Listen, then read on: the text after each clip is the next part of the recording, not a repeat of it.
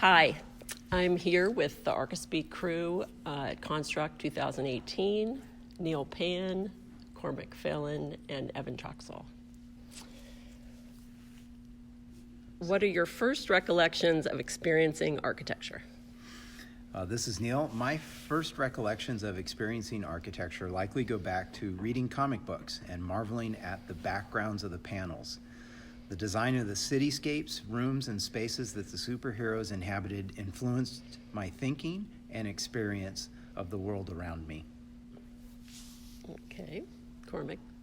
Wow, that was really Well prepared, right? well prepared. That's what like I wrote on the plane coming Almost down like here. a politician or something. Yeah, All right, so Senator? councilman, trying to. all right, this is Cormac.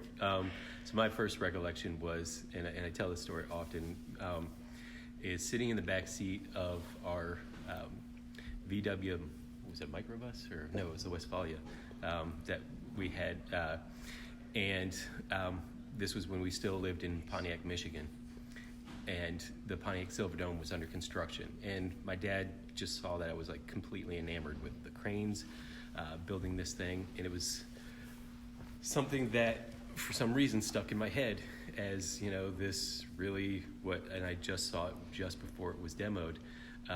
Went back to see the Silverdome, and this junky old building for some reason enamored me enough to want to pursue, you know, the profession.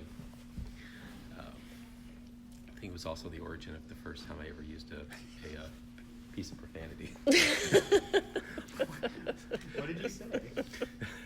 Well, when we moved to Remember, I don't have any editing when we moved to tools. Florida, I said "holy bleep" because I Just saw. because it was Florida? No. When we moved to Florida, there was actually right in our neighborhood there was under construction the shopping mall right next to ours, and we saw it, and I was just like, holy. And then my sister went home and told my dad, and I got in trouble.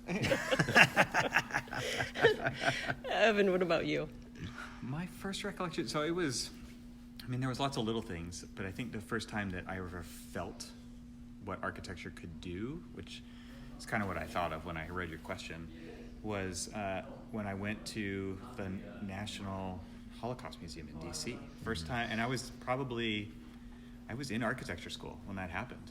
And because I went into architecture school from like an understanding that it was drafting, right? I had no clue what architecture school was. Yeah. When I went from high school into college, and so that was the first time where I went into a space and it like sat me down and made me think, "Whoa, this is amazing."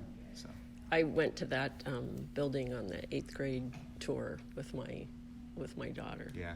Yeah. And there's some other amazing buildings in DC, like IMP's, the Museum of Art, and it was similar. But, Yeah. But that was the first one I went into on Yeah. that trip, and it was just like, it's a place where they've set aside plots of land for great architecture specifically, and it showed. Yeah. Because it was powerful. Yeah. So what are 3 classic buildings that you like and why? And, I say 3, you can say less than 3 because I think it's difficult for us to, architects to always pin it down to just one.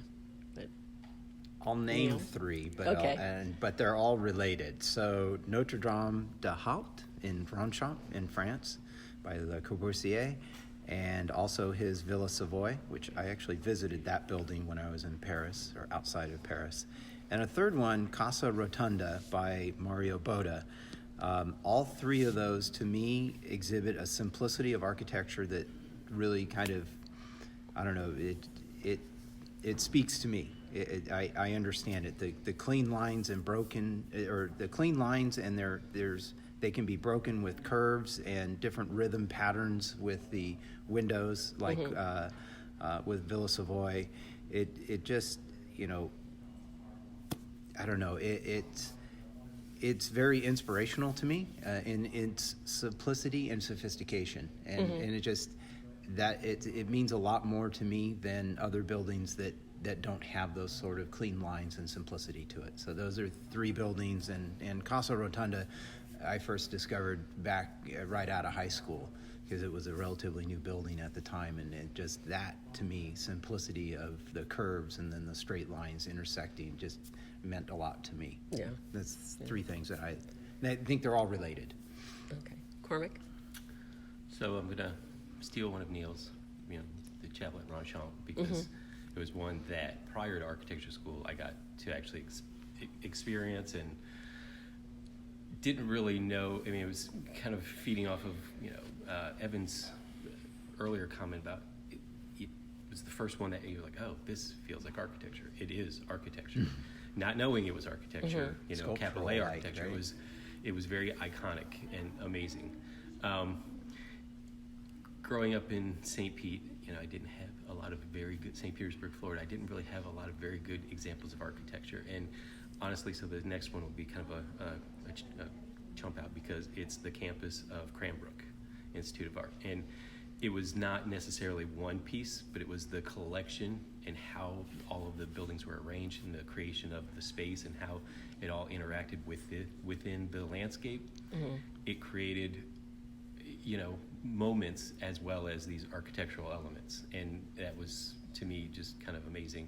And then another one, which is kind of almost the polar opposite in the way it was arranged, but it was arranged in a very Florida way, but it was done by Frank Lloyd Wright. It's Florida Southern College. And if you've ever been there, ever seen it or ever looked it up, it is perfect Frank Lloyd Wright buildings. And the thing that I loved about them is, one of the chapels on there, there's a couple of different chapels, but one of the chapels, it's such paper thin, like cantilevered concrete, like planes that are making up the landings of the stairs. And you're just like, how did he get away with doing that? It was, so in that one just always, the whole campus, but, certain buildings on the campus just always struck me as, oh, this is amazing that, with just a little bit more creativity and kind of probably a lot of ego and pushing towards pushing the contractor, you can get a lot of really cool things. Which is really apparent in your work now, right? I mean, as far as the campus work, the two of your buildings are really campuses. Right. Yeah. Two of mine were houses. What I do. Okay, Evan. Hadn't thought of it that way. I don't feel like I have a really great answer for this, because when you say classic buildings, I guess what I Define it your way. Yeah, define it my way. Yes. So the first one that so this is super classic. This is not even a building necessarily, but when I was in college, we went on a Southwest road trip, and we went to Chaco Canyon, which is ancient. Okay. Did you go with George then? Yeah. Okay. Yeah, George Proctor. So who I went to architecture school with. Right? And what an informative trip. I mean, it was just when we drove into there, we camped there. It's 20 degrees at night, and it's you experience it. And I think climbing up on the cliff behind it and looking down on these massive pueblos with kivas, and the way that they took an intersection of everything that they did in their daily life is put into these spaces. Because it's a neighborhood, it's a home, it's a church, it's everything, it's trade, and I think that was something where. We see cities now, how they're just built on top of each other over time. It was the same thing then. I mean, it was a building, in air quotes, but it was everything built up over time, and you can see the progression in the stonework from the very early stone stacking technologies to the ones they transferred to later on, and I thought that was just so interesting. So Chaco Canyon, I've been back once, took my wife there, and it was just as amazing the next time we went. I've never actually been there, but when I took a Native American Studies class at Cal Poly and learned about all the different Native American tribes, I did my project on Chaco Canyon, so I recreated the whole Chaco Canyon complex out of plasticine, and I had that. Bonito and amazing. Pueblo Bonito, yeah. So. That's super cool. I just feel like so I don't know if that's classic or not. But, the next one I guess would be. It's hard to choose, but let's go with Taliesin West. Okay. Taliesin West maybe is one of the most campus-like, interesting work home. Again, it's kind of a conglomeration of everything in one place, right? It's a community dining hall. There's the giant drafting room. There's theater. It's nestled into the landscape. It was everything that was important to Frank Lloyd Wright, but it was also creating this thing that would lead well into the future. That place is burned down 3 times, and they've rebuilt it. So it's an amazing thing. So that was a huge... And it's kind of this creative process that they kept building on over the time. They would think about it and then build, build it. Yeah, which is great. Yeah, exactly. It's always transforming. It's evolutionary. Yeah. Right? So the last one I'll pick is close to where you live, Salk Institute. For me, total classic architecture. Amazingly organized space, interesting thoughts behind why it's organized like that for scientific research, and but the importance of, again, linking what they're doing on a day-to-day basis with their surroundings. Right? Yeah. I mean, it's all about the place that they made there. It's not just a building on a site. It's a place. Yes. And it's an important part of it. So. Yes. Yeah, definitely. So what do you like about being an architect? So We're getting another presidential alert, apparently. apparently, yes. So one of the things I like about being an architect, it kind of goes back to something Evan mentioned earlier about the Holocaust Museum, is having the ability to affect other people's lives through the built environment. And that is a building that very much, not only in its architecture, but in its what's there, affects, is very powerful. I've visited there as myself. But what I'm doing right now is currently working on affordable housing rehabs, and what I get the chance to see is what I'm doing for these projects. I see these the people that are living there prior to the buildings being redone, and then getting a chance to see them, their eyes light up. They're just being so excited about having a new home, essentially, and a new place to live. Is very gratifying as an architect. This is something that I have done, and I've affected all of these people's lives because of it. And then on a smaller scale, just doing remodels for people or additions and seeing how that can transform the way they live their lives is a very powerful thing. And that is one of the things I think I most enjoy about being an architect. So last night I was at a live taping of another podcast, and it just so happened that it was filled with like-minded nerd people and stuff like that. And what was interesting about it is that they were all they were all vets, and so we are obviously bonded over our military experience and stuff. And we started talking, and the guy was just like, "Architecture, is it worth it?" And I was like, "Yeah, absolutely." And I explained to him why, and I just told him based off of a story. It's like, I spent this project that was the better part of almost 7 years of my life going through, the project starting and the project stopping and everything else. And it was this elementary school. It was a old, dingy elementary school. And we, once we got through designing it, I walked the librarian through, and it was, she had this small windowless library before, and I gave her this, this fantastic library afterwards. But as we walked through, and then I brought her to her space, she started crying. She goes, "I don't deserve this." It was like, and this is why I do this. Yeah. This is what I find rewarding about this profession. Is this. Yeah. So follow that up now. I'm crying right now. It's such a good story. All right, so I think I could take a little bit of what both of you guys just said and weave it into a similar story where the type of work that I do is very much in service to a larger entity and audience, right? People who use it's schoolwork, right? It's education. It's either K-12 or higher ed, and so it's affecting. What I say is we actually work for our clients' right? So we're building spaces for kids or for students and trying to create the best space that we can, often fighting against the administration in the middle of that, right? Who are looking for efficient, maintainable, the easiest, day-to-day kind of operational kind of stuff. but still making inspiring spaces in spite of that fact. Yeah. For education. Yeah. And Yeah. so I think one of the reasons I do what I do is because I feel like I can bridge the gap between those two worlds in a pretty good way. And then the second thing is when you get a client who comes back and says, I think I've said this on our show before, it's like, I've presented the campus to the superintendent, and they're just floored. How we would have never thought of that, kind of quotes like that, right? Yeah, But then yeah. somebody asked him, hey, so because we haven't shown the images to the public, and the public is asking the superintendent, what's our new school going to look like? What's it going to be like? And he says, and I tell them with the most confidence that it is the school you've always dreamed of. And to me, that's like what Cormac was saying. It's just like, okay, like, Yeah. mic drop. Yeah. That's why Yeah. I do what I do. Because it makes it, like, in service to others, we get the most meaning out of what we do.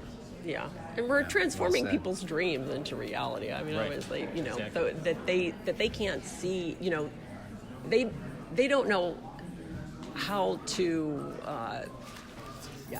to conceptualize the space, but we do, and that's how we make those dreams come into reality. Yeah. Okay, we're gonna take a break. All right. What would you like to say about the future of architecture, Neal? All right. I think the future of architecture is exciting. I think that new technology is allowing architects to explore ideas and different design options faster than ever, which hopefully will lead to better designs. However, I think architects need to be cautious of losing out to consultants and contractors and that same technology that is encroaching ever more into the field of architecture, replacing the services that we provide. Cormac? Yeah, what he said. Mine's going to be probably a lot shorter, and it's embracing change. Don't be afraid to embrace change. There's a lot of shift, there's a lot of shift with the way that, we've got new kids coming in with the understanding of technology, and we've got, the older generation who understands how to put together and design buildings, and we just need to get together, talk about it. So it's constant mentoring and constant changing, and don't be afraid of it. All right, my answer for this one has to do with, I'm incredibly excited about the future of architecture because it's diverse. There's jobs in the profession of architecture that didn't exist 3 or 5 years ago. You can be anything you want to be in architecture. You don't have to be the black cape designer and be the only one who gets recognition on a project. You can do so many things, whatever you're passionate about in the field of architecture. As long as you're passionate about architecture, I think there's a path for you. And I also mean diversity in there's ethnic diversity, there's gender diversity, there's so much diversity booming in architecture right now, and it's because of a lot of people's really hard work. So I think that it's an incredibly exciting future, and I think if there's a big challenge based on the things that Neal and Cormac were just saying, is that we have to define where the architect's value is, and that is something that we need to unify and present to the whole world. It's not just the people that we work with, but it's to the public at large. We have to define what the value is, and I think it needs to align with what those people need. So people are building buildings, and they're not doing it to employ us, right? People don't build buildings to employ us. They build buildings for a reason. So how can we align with those reasons?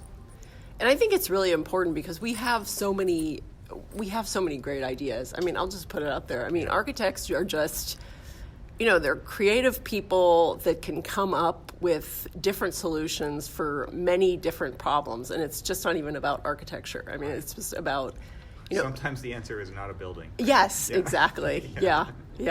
Yeah, or, it's sometimes I'll go to a project and people, I want to add all this space. And say, you know what, you don't really need to add a lot of space. You just need to redo what space you have. And I mean, even just as simple as what we did when we walked into the room today, and, there was a podium up there and a table, and we said, This isn't going to work. This isn't going to work. Like, Let's do this better. Yeah, let's do it better. And, and We designed our own. We designed, yeah. And let me tell you, it looked 100 times better It's than way what more was up there. disarming Yeah. and, Yes. and encouraging of a conversation, Yeah. Yes. rather than a presentation. Yes. In that regard. Yes. And that's what we do. We design spaces for certain things, for certain purposes, you know, and I just thought that was I just thought it was great because it's great. Yeah. So thank you so much for meeting with me today and doing the interview, and I hope to see you guys later. Thank you. Thank you. And make sure to listen to Archispeak podcast, which is Archispeakpodcast.com. Yeah. archispeakpodcast.com. Yes. Archispeakpodcast.com. And it comes out what, the first and third? Every Just 2 every weeks. 2 weeks. Every every 2 2 weeks. weeks. Okay. All right. Thanks, guys. Thank you. Thank you. Thanks.